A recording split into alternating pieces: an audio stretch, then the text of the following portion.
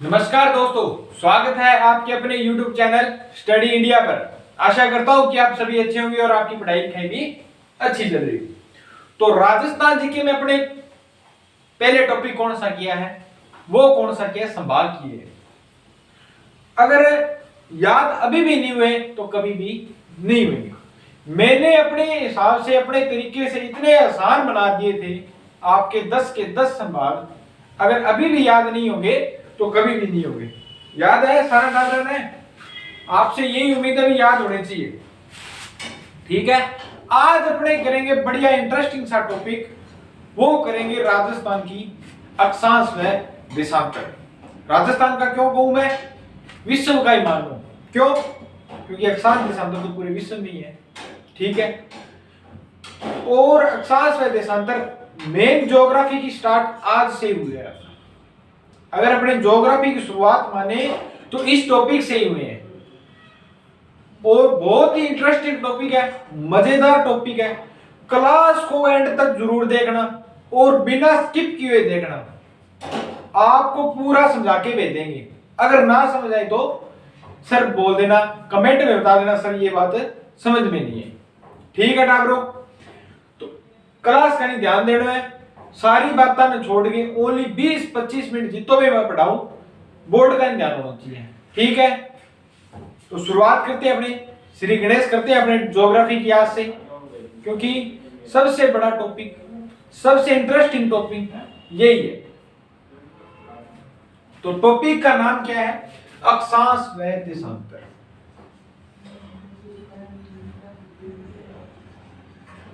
अक्षांश व देशांतर 20-25 मिनट या जितनी भी क्लासें हैं अपनी ध्यान से देखना। ऐसा करवा दूंगा बाद में किताब उठाने की जरूरत नहीं पड़ेगी, कहीं से भी पढ़ लेना, लेकिन बाद में पढ़ के देखना सर ने कैसा करवाया था और आपने कैसा किया है। ठीक है, कंपैरिजन करना, ध्यान से क्लास में अंदर आपका ध्यान होना चाहिए, करवाऊंगा। ठीक है, तो अपने विश्व की बात करते हैं। विश्व में बहुत बड़ा है, तो विश्व को तो अपने दर्शा नहीं सकते बोर्ड पर। तो ग्लोब सबका देखा हुआ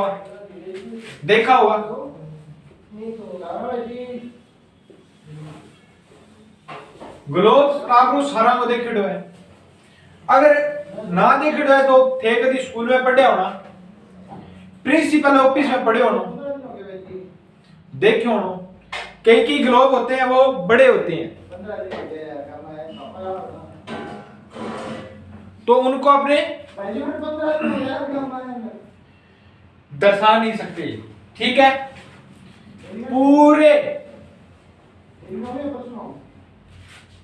पूरे मानचित्र को अपने ग्लोब किसी मैप पे उतारना या किसी गेंद पर उतारना, वो क्या कहलाता है?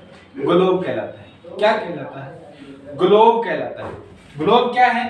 पूरे मानचित्र को एक छोटी गेंद पर उठाना या उतारना, उसे क्या कहा जाता है? ग्लोब कहा जाता है। क्या कहा जाता है? ग्लोब कहा जाता है। अब कई ग्लोब एक स्थान से दूसरे स्थान पर नहीं जा सकते, और कई तो जे में ही गाले, फिर वो क्या मेरा साइड है जे में, तो अपन सारी पृथ्वी ने सारा विश्व ने जे में गाले फिरा। ग्लोब छोटे भी होते हैं, बड़े भी होते हैं। मेनली बात है आपको ग्लोब पता होनी चाहिए। ग्लोब एक गेंद के आकार की होता है जिसपे मैप को उतारा जाता है। ठीक है, अब बात करते हैं अपनी ग्लोब की। ग्लोब बनावांगे, ध्यान हो देखियो।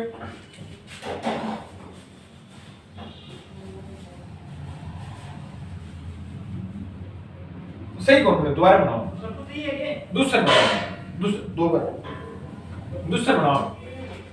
तो धारो है किसमें?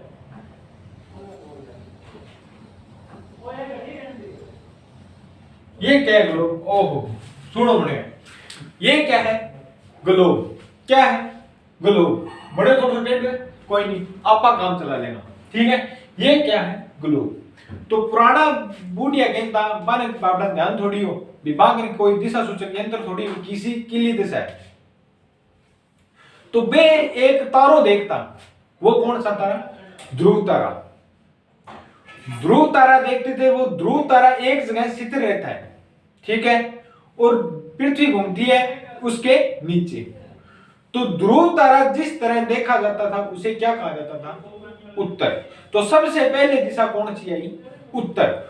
तो तारो ऊपर ही ऊपर के लिख दो उत्तर, के लिख दो उत्तर,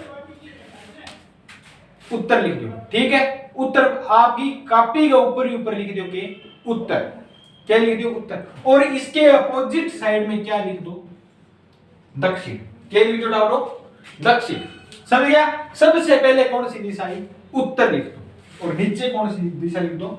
दक्षिण लिख दो। लिख दी? अब गुरुजी पूर्व और पश्चिम में रोड़ो पड़े हमारे, रोड़ो कट पड़े पूर्व और पश्चिम में। अब मन्ना कोटा थे किनिया बैठे हो, सिर थारो किन्ना है, मुंह थारो किन्ना है, टांगना थारा किन्ना है, ठीक है। तो आपको क्या ध्यान रखना है? आपका जो राइट हैंड है, सज्जो हाथ, गवागड़ी का सज्जो हाथ, आपका जो राइट हैंड है उस तरफ हमेशा क्या होगा? पूर्व होगा। क्या होगा? पूर्व होगा। उसके अपोजिट साइड क्या होगा? पश्चिम होगा। क्या होगा? पश्चिम होगा। सीधा याद कर लियो। के बन गयो पप्पू, कौन बन गयो? पप्पू। के बन गयो? पप्पू। तो टाबरो पूर्व पश्चिम समझ गया? अजय ही ना समझा तो कौन समझो? पूर्व और पश्चिम। आपके राइट हैंड की तरफ क्या होगी? पूर्व होगा, और इधर वाली साइड क्या होगी? पश्चिम होगी, ठीक है। अब बात करते हैं अपने आगे। इतना टाबरो समझ गया? अब बात करते हैं अपने आगे, ठीक है। तो एसएससी में आपको एक बता दूं, एसएससी में एक बार क्वेश्चन आया था भी सबसे मुख्य दिशा कौन सी है?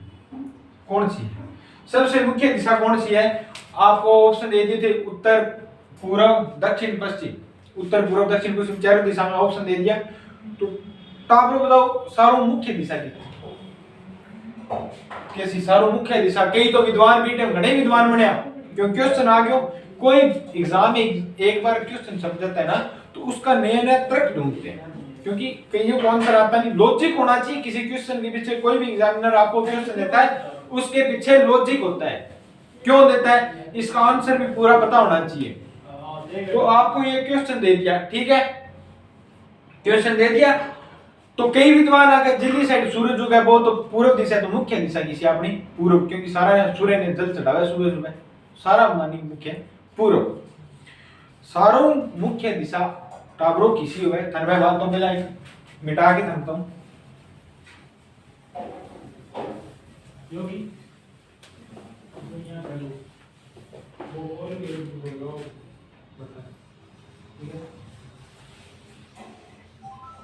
ये क्या है? भारत है। क्या है ये? भारत। इसके उत्तर, दक्षिण, पूर्व और पश्चिम के नाम लो।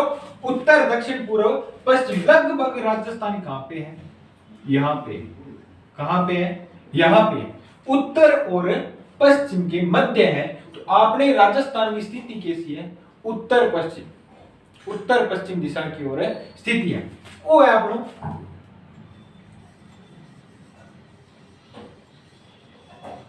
वो आपने लगभग राजस्थान ये बढ़िया एक बार देख लो, काम चला लो, ठीक है।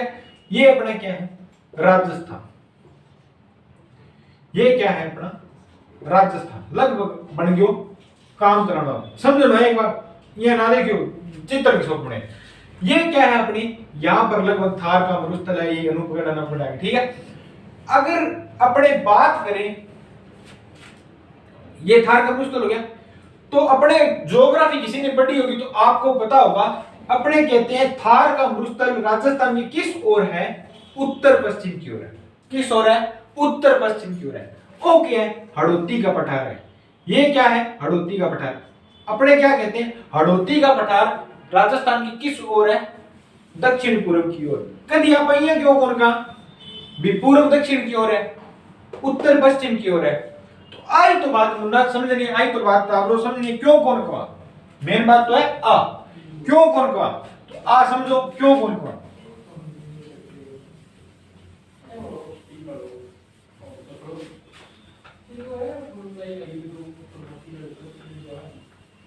तो ग्लोब बनाए हो अपन, इसमें चार दिशाएं होती है लगभग। ओ टाबरो खींच दियो आप प्लस, ओ क्या प्लस खींच दियो, ठीक है। अगर मैं बोलूं आ उत्तर होगी, आ दक्षिण होगी, आ पूर्व होगी और आ क्या होगी पश्चिम, क्या होगी पश्चिम। अगर मैं ये रेखा खींचूं, ठीक है, खींच दी, तो इसे अपने क्या बोलेंगे उत्तर पश्चिम के मध्य, उत्तर पश्चिमी, अब दोनों के बीच में उत्तर पश्चिम। अगर मैं इन्हें हटे खींच दूं, अब दोनों किसा के मध्य उत्तर पश्चिम। तो टावरों मुख्य दिशा है वे किसी है उत्तर और दक्षिण, और जो पूर्व और पश्चिम है वो एक गौण दिशा है। क्या है गौण दिशा, समझ लिया बात भी। पूर्व पश्चिम क्यों है, उत्तर पश्चिमी क्यों कही जाए, दक्षिण पूर्वी क्यों कही जाए, बात समझ लिया। क्योंकि ये दोनों दिशाएं क्या है मुख्य दिशाएं, क्या दिशाएं हैं मुख्य दिशाएं। ये कौन सी दिशाएं है, ये गौण दिशाएं हैं। क्या दिशाएं, कौन सी दिशाएं हैं, गौण दिशाएं। अब टावरों आप बात करा आगे की, चला आगे समझ आ लग रही है। आ क्या है, आ अपनी है धरती, अब कल सुनी बनी है बोल बनी है। ये क्या है अपनी धरती, ठीक है, धरती होगी। मान लो वो एक सेब है, क्या है वो सेब है, माननो है ये मार करो, माननो है कि माना जी आप मान छोटी क्लास से मानना मूलधन 100 बी मानना ओके है सेब है। अगर आप चक्कू इया चलावा इया तो सेब दो बराबर भागों में बटेगा। अगर इया चलावा तो थोड़ा ऊपर नीचे हो जाएगा। तो चक्कू किया चलाना आप इया, तो इया चला दोगे बीच में, ये क्या होगी 8 0 डिग्री लिख दो, गुरुजी लिख दो, थारी सलाह लिख दो। थे कदी हिंदी में पढ़े होनो, छोटा था कहीं पढ़े लिया होना प्राइवेट ही तो भूमि का प्राइवेट ही क्यों है, भू भूमि वसुंधरा धरा जो भी है वो क्या होते हैं, तो इसको क्या कहते हैं भू, ठीक है। और आ रेखा धरती का मध्य खींच दी, इसे क्या कह दिया भूमध्य रेखा, क्या लिख दिया भूमध्य रेखा। दो बराबर भागों में बांटती है, ठीक है, किसको धरती को, भूमध्य, बीच में खींचिए जमा रेखा देख लो भूमध्य रेखा। इसी को क्या कहते हैं विषुवत रेखा। विषु का मतलब होता है किसी चीज को दो बराबर भागों में बांटना, किसी चीज को दो बराबर भागों में बांटना उसे क्या कहते हैं विषु रेखा। किसे कहते हैं विषु कहते हैं। तो इन टावरों की क्या विषुवत रेखा भी कहते हैं, क्या कहते हैं विषुवत रेखा, ठीक है, क्या कहते हैं विषुवत रेखा। विषुवत रेखा किसे कहते हैं भूमध्य रेखा। टावरों ध्यान रखियो भूमध्य रेखा को क्या कहा जाता है विषुवत रेखा, क्या कहा जाता है विषुवत रेखा ही कहा जाता है। अब आगे बात करेंगे अपने अक्षांश देशांतर, ठीक है। एक ही बात टावरों समझ गया, भूमध्य रेखा कितना डिग्री पर अपने 0 डिग्री पर, दो देशांतर है, ठीक है, वो उत्तर है वो दक्षिण है। अब आगे बात करेंगे अपने अक्षांश देशांतरों की, ठीक है, अक्षांश देशांतरों की, ठीक है। भूमध्य विषुवत रेखा देखिए समझ गया। एक बार नोट करना छोड़ दो, कृपया क्लास के अंदर देखो, ठीक है।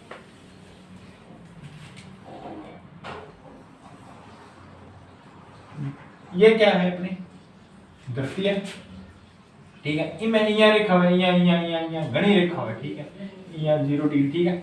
और ये बिंदु है तो इसके ऐसे रेखा होती है, ऐसे रेखा होती है, ऐसे ऐसे होती है, ऐसे ये ऐसी होती है, यहाँ वाली यहाँ, ठीक है।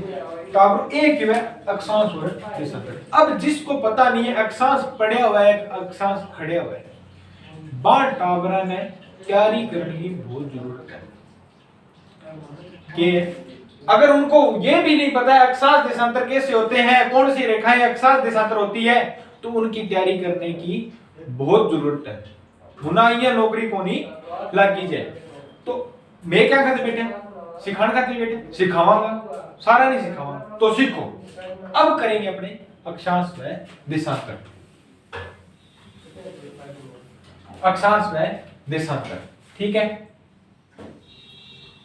ये अपनी धरती होगी, ये अपने उत्तर हो गया, ये हो गया दक्षिण।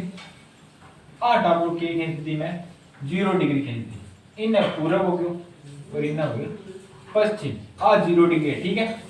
आ क्या है 0 डिग्री। अक्षांश को कैसे लिखते हैं? अक्षांश यह है नहीं, अट जाके अक्षांश। तो जो बड़ी रेखाएं होती है, जो बड़ी रेखाएं होती है उसे क्या कहा जाता है? अक्षांश। और देशांतर ने क्या लिखा डाबरो? इया लिखा नहीं, इया लिख दिया। आ क्या है देशांतर। अब देख लो इया लिखना विषय, जो खड़ी रेखाएं होती है वो कौन सी? देशांतर रेखाएं होती है, और जो बड़ी रेखाएं होती है वो अक्षांश रेखाएं होती है। कौन सी रेखाएं होती है? अक्षांश रेखाएं होती है। अब भी ना याद होती तो कद याद हो ही कोई, ठीक है। आगे चलो, आगे बात करेंगे अपन अक्षांश रेखाएं। अब आप पहला बात करा अक्षांश रेखा, किसकी बात करेंगे? अक्षांश रेखा, ठीक है। लिखा दूंगा, बाद में लिखाऊंगा था, पहला समझो थे, सारी चीज लिखाऊंगा, ठीक है। अक्षांश रेखा, ठीक है। अक्षांश रेखा आपने मध्य होगी, वो आप विचारो, ठीक है। तो आपने डी देखड़ी है कि नहीं? डी देखड़ी डालो। डी तो लगभग 10वीं में थे, ग्राफ तो बनाए ही हो ना, बनाए हुए तो वो पढ़े हो बनाए हो नहीं। अपनी डी, ठीक है। ही नहीं डी, वो एक है, इंगे एक है, वो एक है, वो दो है, वो दो है, इली साइड भी दो है, जी इली साइड एक है, इली साइड भी एक है। तो अक्षांश है वो यहां से लेकर 1 2 3 4 5 6 7 करके यहां तक कितने होते हैं? 90। कितने होते हैं?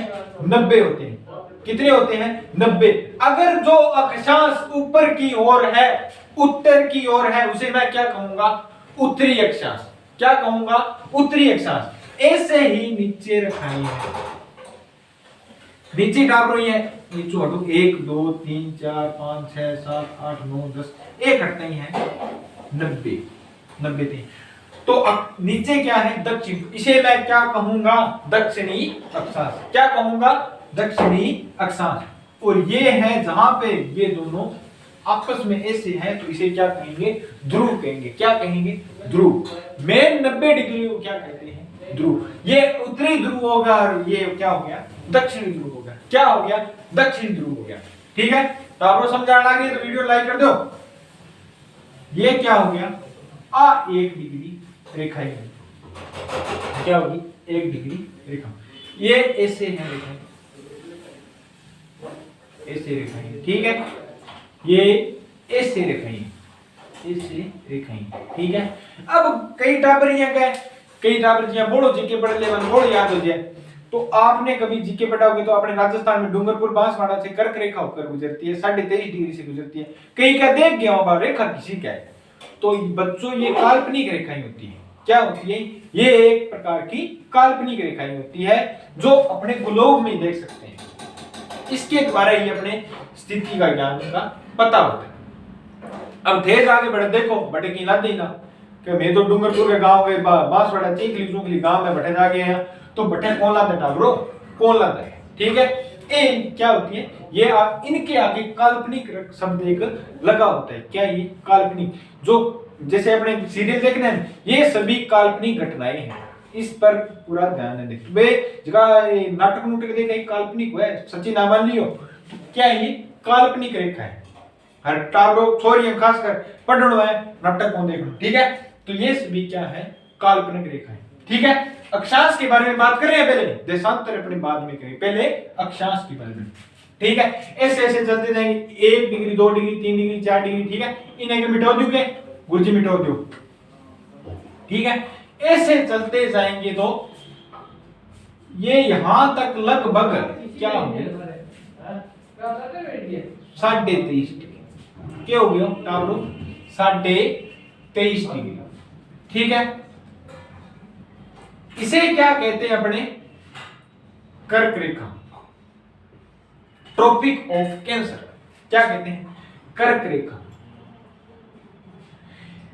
नीचे टावरो ये नीचे थन बताओ नहीं ऊपर लेके नीचे 1 2 3 4 5 ये 90 है तो नीचे भी एक लेन होएगी नहीं ऊपर है नीचे क्यों को नहीं तो ये भी क्या है 23.5 डिग्री। ये क्या है मकर रेखा मकर रेखा। अब कई अब मकर संक्रांति टप्पी तो कई क्या है मकर संक्रांति पर पतंगा उड़ाई जाए मूंगफली खाई जाए रेवड़ी खाई जाए। मकर संक्रांति का मतलब आपको पता है मतलब आपको पता है किसी ने गौर की मकर संक्रांति की क्योंकि ये अपने वर्ड जो भूल चुके पुराना बूट या बाने ध्यान हो तो मकर संक्रांति का मतलब होता है जो सूर्य है वो अभी दक्षिण की तरफ है। कई जान लग रहे हैं जो बीच पर जाते हैं घूमने जाते हैं गोवा जाते हैं तो वो सूर्य कहाँ पे वहां पे गर्मी अपने क्या है सर्दी है तो सूर्य अपने किस तरफ है दक्षिण की तरफ है। मकर संक्रांति का मतलब हो गया 14 जनवरी के बाद सूर्य जो है भूमध्य रेखा की ओर आना स्टार्ट हो जाता है। किस ओर आना स्टार्ट हो जाता है भूमध्य रेखा की आना स्टार्ट हो जाता है। तो आपको बता दूं क्या नहीं कि संक्रांत ही पढ़ो आपने तो वो टाबरो संक्रांत ही पढ़ो ही है जिया जिया दिन बंदा सूर्य ऊपर आते जाओगे आपने गर्मी आती जाएगी बिना सर्दी आती जाएगी आई बात है। तो मकर संक्रांति का मतलब क्या हो गया जो मकर रेखा से सूर्य है वो किस ओर आता है भूमध्य रेखा की ओर आता है। किस ओर आता है भूमध्य रेखा की ओर आता है। आइए अपनी बात अक्षांश अक्षांश समझ लिए तो अक्षांश रेखाएं कितनी है 90 एली साइड है ये हटते 90 है ठीक है यहां तक क्या है 90 यहां तक क्या है 90 रुपए तो 90 कितना बटा ब्रो 180 गुरुजी कितना है 180 जोड़ के बता दी सही दिखेगा मैं 90 प्लस 90 कितनी होगी रेखाएं 180। अगर मैं अक्षांश बोलूं तो टावर रेखा तो बोली लेकिन अक्षांश तो ओ भी है नहीं। अगर मैं सीधा अक्षांश बोलूं तो अक्षांश कितने हो गए 181 कितने हो गए 181 और अक्षांश रेखाएं कितनी है सॉरी अक्षांश बोलूं तो वो कितनी है 179 और अक्षांश रेखाएं बोलूं तो 179 और अक्षांश बोलूं तो 188 दो ए भी है वो दो ए भी है। आई बात अपनी अक्षांश की। तो अब इसमें आप नोट करो ये आपने बात समझ गया। अब पहले करेंगे अक्षांश के बारे में नोट करेंगे फिर करेंगे अपने देशांतर।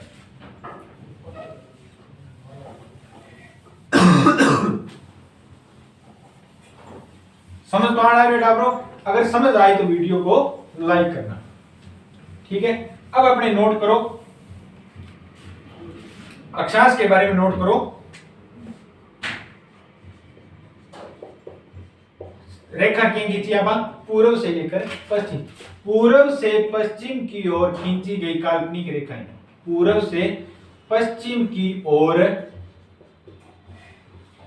खींची गई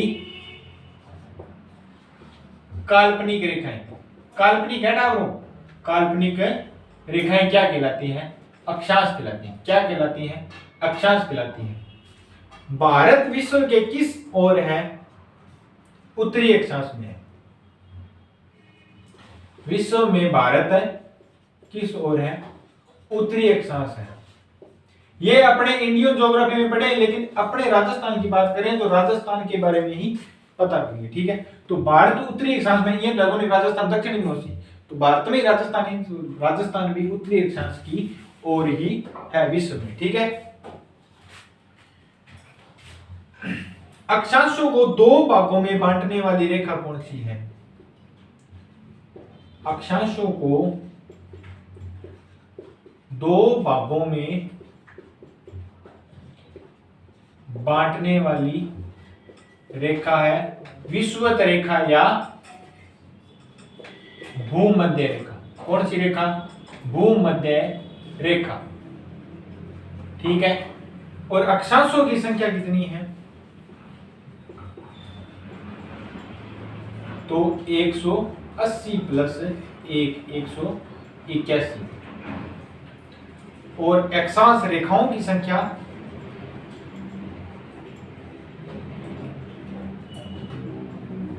वो है 179 नहीं, ठीक है डालो।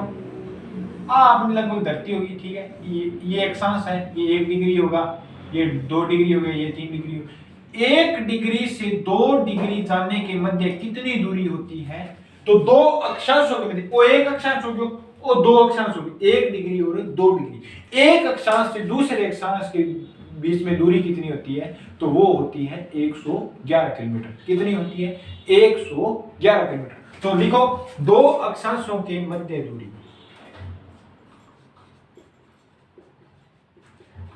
2 अक्षांशों के मध्य, तो 2 अक्षांशों के मध्य दूरी कितनी है? 111 किलोमीटर। कितनी है? 111 किलोमीटर। अब बात करते हैं आगे इसके। तो सबसे बड़ा वृत्त किस पे बनता है? अक्षांश रेखाएं पूर्ण वृत्त बनाती है। अक्षांश रेखाएं पूर्ण वृत्त बनाती है, वृत्त बनाती है। पूर्ण वृत्त का मतलब समझ गए, ये जैसे अपने ग्लोब है, तो ये रेखाएं चारों ओर है, बोर्ड पे दिखाई दे रही है, ऐसी नहीं होती। ये रेखाएं चारों ओर ऐसी होती है, और वो होती है खड़ी। कैसी होती है? खड़ी। ये मान लो अपने क्या है? ग्लोब है, तो ये रेखाएं चारों ओर है, तो ये क्या होती है? पूर्ण वृत्त नहीं हो गया? क्या हो गया? पूर्ण वृत्त बनाती है। तो अक्षांश रेखाएं पूर्ण वृत्त बनाती है, ठीक है। सबसे बड़ा वृत्त भूमध्य रेखा पर होता है। आपको पता है ये भूमध्य रेखा है, पृथ्वी गोल है, तो ऊपर जाते जाते इनकी दूरी भी कम होती जाएगी ना। जैसे ये अपने गोल है, ऊपर से जैसे शंकु की ऐसे, मतलब मान लो गोल है, तो कोई चीज ऊपर से ये रेखाएं ऊपर जाते जाते छोटी हो जाती है। तो सबसे बड़ा वृत्त भूमध्य रेखा पर बनता है। सबसे बड़ा वृत्त भूमध्य रेखा पर बनता है। भूमध्य रेखा पर बनता है, ठीक है। भूमध्य रेखा पर बनता है।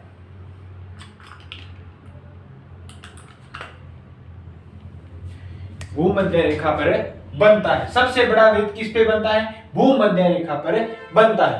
अब एक बात लिखना आप इंपॉर्टेंट है, अक्षांश व देशांतरों के मध्य, अक्षांश व देशांतरों के बारे में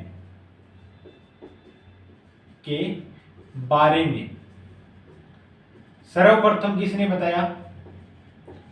सर्वप्रथम इरिस्टेस्थनीज ने